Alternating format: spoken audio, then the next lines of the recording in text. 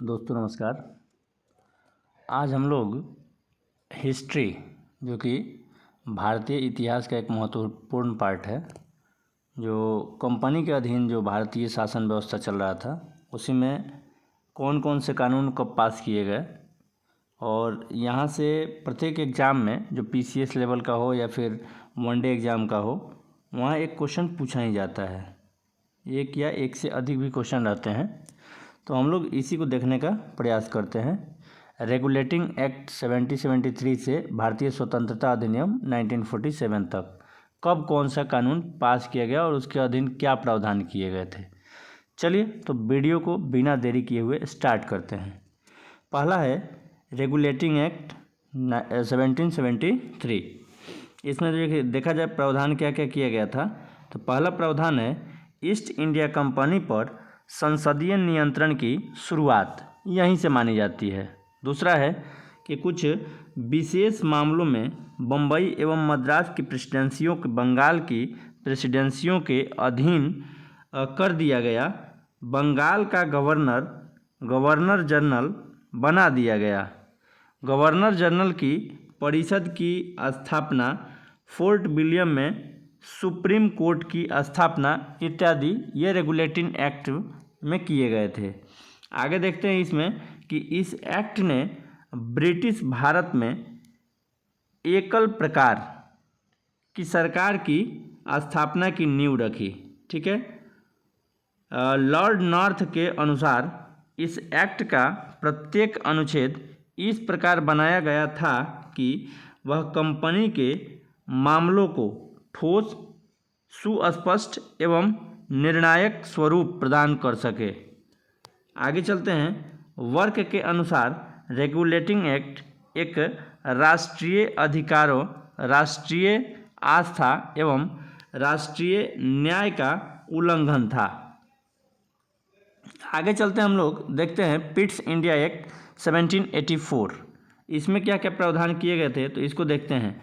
Company की सरकार पर ब्रिटिश संसद का नियंत्रण बढ़ गया, यानी पिट्स इंडिया एक्ट 1784 के थ्रू क्या हुआ था, तो कंपनी की जो सरकार पर, जो भारत में चला रहे थे लोग सरकार, उस पर ब्रिटिश संसद का नियंत्रण बढ़ गया था। आगे कि भारत में प्रशासन गवर्नर जनरल तथा उनके 4 के स्थान पर अब 3 सदस्य वाली परिषद के हाथों में दे दिया गया था। पहले जो थे भारत के प्रशासन गवर्नर जनरल तथा उनके जो 4 के स्थान पर अब 3 सदस्य वाली परिषद के हाथों में दे दिया गया था। ठीक है, पहले 4 सदस्य हुआ करते थे, अब 3 हो गया था पिट्स इंडिया एक्ट के थ्रू। भारत में कंपनी के अधिकृत प्रदेशों को पहली बार ब्रिटिश अधिकृत भारतीय प्रदेश का नाम दिया गया था। नेक्स्ट आ जाता है आपका, इसी में चौथा प्रावधान किया गया था बम्बई तथा मद्रास में गवर्नरों की सहायता के लिए 3-3 सदस्यीय काउंसिल बनाई गई। ठीक है। आगे चलते हैं कि सर कर्टनी इल्बर्ट इस अधिनियम के द्वारा बोर्ड ऑफ कंट्रोल की स्थापना की गई, जिसका मुख्य कार्य डायरेक्टर्स को नियंत्रित करना था। ये क्वेश्चन पूछा जाता है कि बोर्ड ऑफ कंट्रोल की स्थापना किसके द्वारा की गई, तो सर कार्टनी इल्बर्ट के द्वारा किया गया था, जिसका काम क्या था कि बोर्ड ऑफ जो डायरेक्टर्स थे उनको नियंत्रित करना था। इस प्रकार शासन की ही दोहरी प्रणाली एक कंपनी के द्वारा एवं दूसरी संसदीय बोर्ड के द्वारा बना दी गई। निरीक्षण एवं प्रतिनिरीक्षण की यह व्यवस्था 1858 ईस्वी तक चलती रही। आगे चलते हैं चार्टर एक्ट 1813।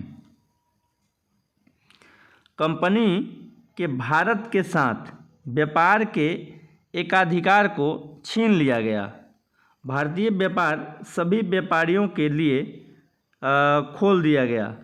आगे है कि ईसाई मिशनरियों को भारत में जाकर ईसाई धर्म के प्रचार प्रसार की आज्ञा दे दी गई, जिससे आगे चल के हम लोग देखेंगे कि कई बहुत सारे जनजाति और अन्य आंदोलन इसका मुख्य कारण रहा, जो ईसाई मिशनरियों का भारत में आगमन हुआ था, जिससे। आगे है कि 1833 का चार्टर एक्ट, इसमें क्या है कि बंगाल का गवर्नर जनरल पूरे भारत का गवर्नर जनरल बना दिया गया। दूसरा है कि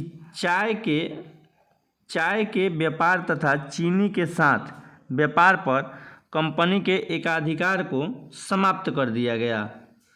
नेक्स्ट है कि कंपनी के ऋणों की जिम्मेदारी भारत सरकार ने अपने ऊपर ले लिया। कंपनी के ऋणों की जिम्मेदारी किसने ले लिया? भारत सरकार ने अपने ऊपर ले लिया, जो ब्रिटिश अधीन था। नेक्स्ट है कि कंपनी के किसी पद पर नियुक्ति के लिए सभी भारतीयों से समानता के आधार पर व्यवहार करने की बात कही गई।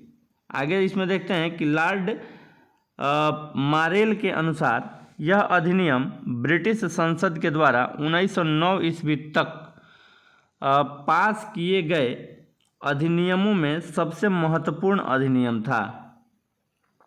चार्टर एक्ट 1853, इसके थ्रू क्या हुआ था? तो ब्रिटिश संसद को यह अधिकार प्राप्त हो गया कि वह किसी भी समय कंपनी से भारत का शासन अपनी इच्छानुसार वापस ले सकती है। दूसरा है कि भारतीय सिविल सेवा सभी के लिए खोल दी गई। और तीसरा कि पहली बार व्यवस्थापिकाओं को यह अधिकार दिया गया कि वे अपने अनुरूप नियमों का निर्माण कर सकते हैं। आगे चलते हैं 1858 का अधिनियम। इसमें क्या हुआ कि भारत का शासन कंपनी के हाथों में से ब्रिटिश ताज ने ले लिया और गवर्नर जनरल को वायसराय की उपाधि दे दी गई। अब वह भारत में ताज यानी क्राउन का प्रतिनिधि होगा। अगला है कि भारत सचिव तथा भारत परिषद की स्थापना 1858 के अधिनियम के द्वारा किया गया था। बोर्ड ऑफ कंट्रोल तथा कोर्ट ऑफ डायरेक्टर को समाप्त कर दिया गया। आगे देखते हैं भारतीय परिषद अधिनियम 1861। इसमें क्या हुआ था? दो काम हुआ कि केंद्र प्रेसिडेंसियों एवं प्रांतों में विधान परिषद की स्थापना की गई और काउंसिलों में गैर सरकारी सदस्यों की नियुक्ति की गई। आगे देखते हैं भारतीय परिषद अधिनियम 1892। इसमें क्या है कि केंद्रीय एवं प्रांतीय परिषद के आकार एवं कार्य क्षेत्र का विस्तार किया गया। दूसरा है कि व्यवस्थापिका सभा के सदस्यों को निश्चित दशाओं के अंतर्गत बजट पर विचार विमर्श करने का अधिकार दिया गया। बजट पर विचार विमर्श करने का अधिकार 1892 के अधिनियम के द्वारा मिला था। परिषद के सदस्यों को प्रश्न पूछने का भी अधिकार दिया गया। आगे चलते हैं भारतीय परिषद अधिनियम मार्ले मिंटो सुधार 1909। इसमें देखते हैं कि भारतीय परिषद तथा गवर्नर जनरल की कार्यप्रणाली में भारतीयों की नियुक्ति का प्रथम बार प्रावधान किया गया। नेक्स्ट है कि परिषदों को पहली बार विधान परिषदों की संज्ञा दी गई। थर्ड है कि मुसलमानों के लिए पृथक सांप्रदायिक मताधिकार की स्थापना की गई। और चौथा है कि परिषदों में गैर सरकारी प्रस्तावों को लाने की प्रक्रिया प्रारंभ हुई। आगे देखते हैं भारत सरकार अधिनियम मॉन्टेग्यू चेम्सफोर्ड सुधार 1919। इसके थ्रू प्रांतों में द्वैध शासन व्यवस्था प्रांतों के ऊपर केंद्रीय नियंत्रण में कुछ ढीलापन दिया गया था इसमें। दूसरा है कि केंद्रीय व्यवस्थापिका को 2 सदनों में विभक्त कर दिया गया, भारतीय विधानसभा तथा भारतीय राज्य परिषद। तीसरा है इसमें प्रांतीय व्यवस्थापिका के सदस्यों की संख्या में वृद्धि कर दी गई। चौथा है सिखों आंग्ल भारतीयों ईसाइयों एवं यूरोपियों को भी पृथक प्रतिनिधित्व प्रदान किए गए थे इसमें। आगे देखते हैं भारत सरकार अधिनियम 1935। इसमें क्या है कि भारतीय संघ की स्थापना एवं प्रांतों को स्वशासन का अधिकार दिया गया। दूसरा है कि शासन के संपूर्ण विषयों को 3 भागों में संघीय, प्रांतीय एवं समवर्ती में बांट दिया गया। तीसरा है कि संघ सरकार के लिए द्वैध शासन की व्यवस्था की गई। और चौथा इसमें दिया गया है कि संघीय न्यायालय एवं केंद्रीय बैंक की स्थापना की गई, जो अपना RBI उसी के थ्रू है। भारतीय स्वतंत्रता अधिनियम 1947, इसमें देखते हैं पहला है कि ब्रिटिश संसद की उत्तरदायिता एवं प्रभुसत्ता की समाप्ति हुई। दूसरा है डोमिनियन व्यवस्थापिकाएं संप्रभुता संपन्न बन गई।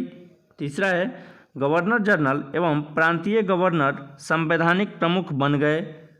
नेक्स्ट है कि ब्रिटिश सम्राट की देशी राज्यों से सर्वोच्च सत्ता समाप्त हो गई। नेक्स्ट है कि 15 अगस्त 1947 को भारत विभाजन करके भारत एवं पाकिस्तान नाम के 2 स्वतंत्र राज्यों के निर्माण का प्रावधान हुआ। और लास्ट है इसमें कि ब्रिटिश सम्राट की भारत सम्राट की उपाधि समाप्त हो गई। जो ब्रिटिश सम्राट की जो भारत सम्राट की उपाधि धारण किए हुए थे वो समाप्त हुआ। चलिए, तो ये वीडियो आशा कर रहा हूँ कि आप लोगों को अच्छा लगेगा और एग्ज़ाम ओरिएंटेड क्वेश्चन ही है इसमें। तो चलिए वीडियो को समाप्त करते हैं। Thank you for watching this video.